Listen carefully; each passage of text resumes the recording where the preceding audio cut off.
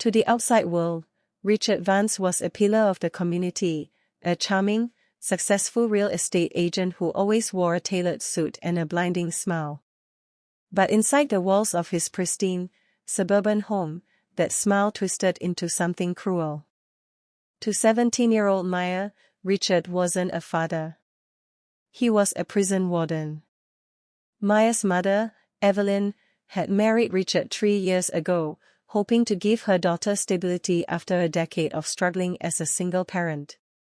What Evelyn didn't see, largely because she worked grueling 12-hour shifts as a head nurse, was that Richard was a master of psychological warfare.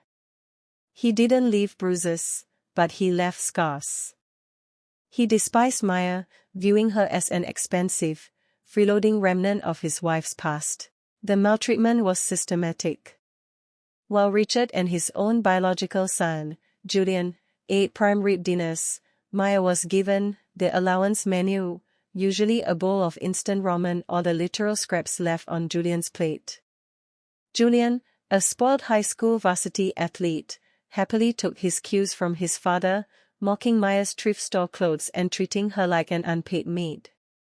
"Hey, Cinderella," Julian smirked one Tuesday evening, deliberately knocking his chocolate milk off the kitchen island. "Missed a spot." Richard didn't look up from his tablet. "Clean it up, Maya. And make sure you scrub the baseboards. You need to start earning your keep around here. Your mother's salary barely covers the water you waste in the shower." Maya swallowed the lump in her throat, her knuckles turning white around the dish rag. She looked at Richard, hoping for a shred of humanity, but saw only cold indifference. "Funny how you talk about earning my keep," Maya said, her voice trembling but quiet. "When it was my mother's credit score that got us this house." Richard's gaze snapped up, his eyes narrowing into slits. "One more word out of you, and you can sleep on the back porch tonight. Let's see how much your mother's credit score warms you up out there." Maya looked down, suppressing a surge of tears. She had learned to cope through humor, a defense mechanism she kept locked inside her own head. If this house were an anime, she thought bitterly, Richard would be the villain who spends 3 episodes explaining his evil plan, only to get defeated by a talking cat. Maya's only escape was her walk home from school. She purposely took the longest route possible, which led her past the Rolling Pin, a small, slightly chaotic bakery nestled between a tire shop and a laundromat. The bakery was owned by Leo, a 20-year-old dropout who had inherited the business from his grandfather. Leo was a culinary genius but a terrible businessman. He wore flour-dusted aprons, had perpetually messy hair, and possessed an infectious, goofy laugh that could light up a room. Their meeting was a comedy of errors. A week prior, Maya had been walking past when a rogue, overproof loaf of sourdough had literally exploded in the bakery window, shattering a display plate. Maya had burst out laughing, and Leo had poked his head out the door, covered in flour, shouting, "It's a culinary masterpiece, I swear. It just has stage fright." Since then, Maya stopped by every day. Leo noticed how thin she was, and how she would stare hungrily at the display cases while pulling out a crumpled $5 bill, asking for whatever is oldest and cheapest. "Today's special is the Leo messed up the recipe pastry," Leo announced cheerfully one afternoon, sliding a massive, warm, chocolate almond croissant across the counter. "Total cost?" "Exactly 50 cents. Maya raised an eyebrow. "Leo, this has gold leaf on it. And it's warm. It didn't come from the day-old bin." "Hey, who's the baker here? Me or you?" Leo countered, leaning on the counter with a crooked grin. The almonds were misaligned. Ruined the structural integrity. "I have to liquidate the asset." "Take it, Maya." For the first time all day, Maya smiled. As she ate, the warmth of the bakery and Leo's easygoing banter washed away the icy tension of Richard's house. They talked about everything: Leo's dream of creating a pastry that could make people cry, in a good way, and Maya's dream of going to college for graphic design. She never told him about the maltreatment at home. She wanted one place in the world where she was just a normal girl, not a victim. You know, Leo said softly, watching her savor every bite. You have this look about you. Like you're carrying the weight of the world, but you're trying to make it look like a backpack.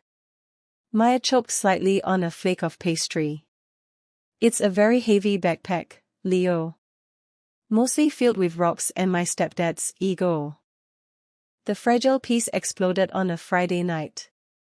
Evelyn was stuck at the hospital due to a multi-car accident emergency.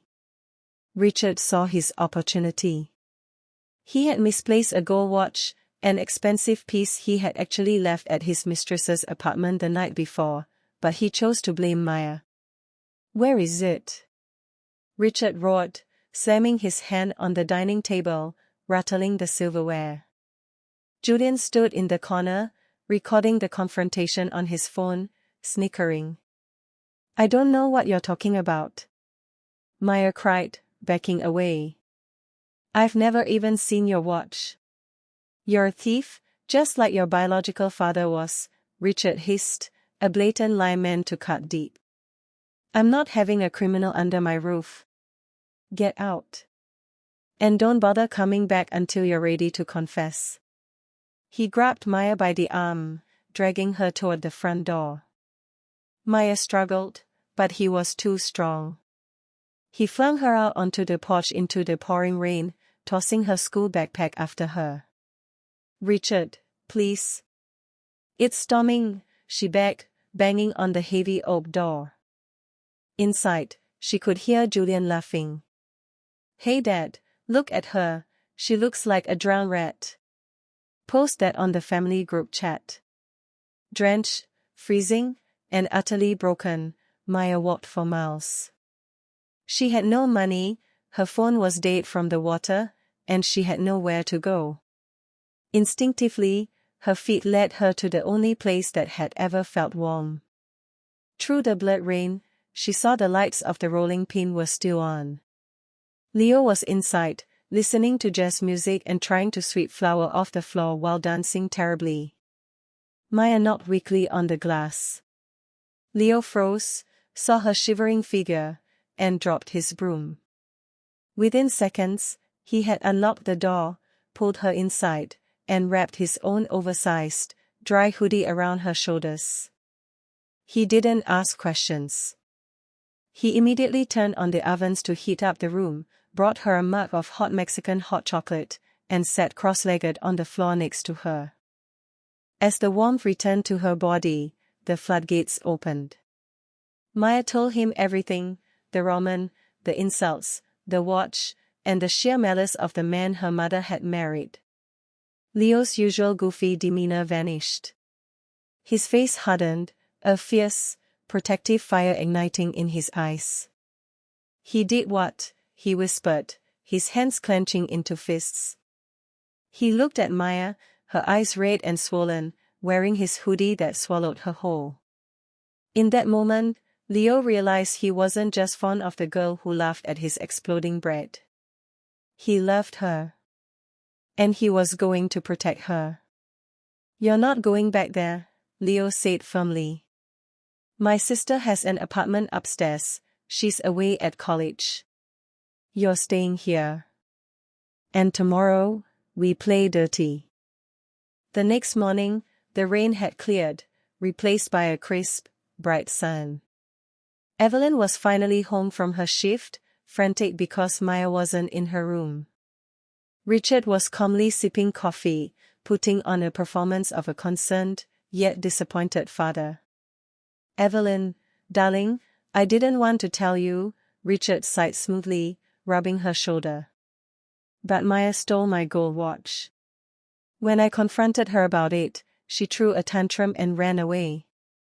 I fear she's fallen in with the wrong crowd. Evelyn was in tears. No, not Maya, she wouldn't. Suddenly, the front doorbell rang. Richard opened it, expecting a delivery. Instead, he was met by Leo, wearing a sharp, borrowed suit that didn't quite fit his broad shoulders, holding a bakery box. Behind him stood Maya, looking calm, holding a tablet. "Can I help you?" Richard asked, his voice dripping with condescension. "Hi, I'm Leo. I'm Maya's legal representation, and also the guy who makes better croissants than you do real estate deals," Leo said with a bright, mocking smile. "Get off my property before I call the police," Richard snarled. "Oh, please call them," Maya stepped forward, her voice no longer shaking. "Because when they get here, I'm sure they'd love to see what Julian posted on his public TikTok account last night." Julian, who had wandered to the door, turned pale. Maya tapped the tablet. Julian, in his eagerness to clout chase, had live-streamed the entire incident to his close friends list, but forgot that one of those friends was a cousin who loathed him. The video clearly showed Richard screaming at Maya, admitting he knew the watch was at Vanessa's apartment, and violently throwing her into the storm. Evelyn gasping from behind Richard was the sound of a shattering illusion. "Richard." Evelyn's voice was deathly quiet. She snatched the tablet. The video played out, the abuse, the manipulation, the cruel laughter of her husband and son.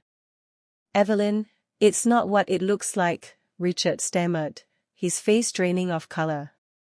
"It's exactly what it looks like," Leo interrupted, stepping into the foyer. "And just so you know, Mr. Vance, I happen to cater for the board of directors at your real estate firm. They are very particular about their pastries, and very particular about their public image. I wonder how they'd feel about a senior agent who abuses teenagers." Richard looked like he was about to faint. Evelyn walked up to Richard, her face a mask of pure fury. She didn't scream. She simply took her wedding ring off and dropped it into his hot cup of coffee. Splash. "Get out of my house," Evelyn said, her voice like ice. "You and your son. You have 2 hours before I call the police to escort you out for domestic abuse." 3 months later, the Vance name was scrubbed from the house. Evelyn had filed for divorce, using the video evidence to secure the home and a hefty settlement. Julian was kicked off the football team, and Richard's firm had quietly let him go after the video went viral in the local community.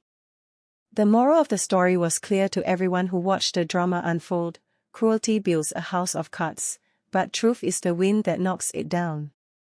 As for Maya and Leo, the bakery was thriving. With Maya's new graphic design skills, she had rebranded the rolling pin. The logo was now a cute cartoon of an exploding loaf of bread. It was a Friday evening, and the bakery was closed. Leo was in the back, trying to teach Maya how to knead dough. He was failing miserably, mostly because he kept staring at her. "You're doing it wrong," Leo laughed, placing his hands over hers to guide her movements. "You have to treat the dough with love. Like it's the most important thing in the world." Maya looked up into his warm, brown eyes. The hoodie she wore was still his, but she didn't look like a drowned rat anymore. She looked radiant, safe, and loved. "Is that your secret ingredient?" Maya teased softly. "Love?" "No," Leo grinned, leaning down to kiss her forehead, leaving a small smudge of flour right between her eyes. "My secret ingredient is extra butter. But you're definitely the best part of the recipe."